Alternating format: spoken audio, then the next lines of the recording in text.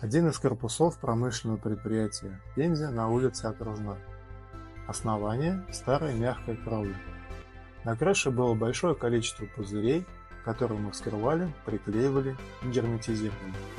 Кровля была очищена от грязи, все швы, примыкания и вводы конструкции коммуникации были заармированы стеклотканью, порезанной для удобства на полосы шириной около 10 см.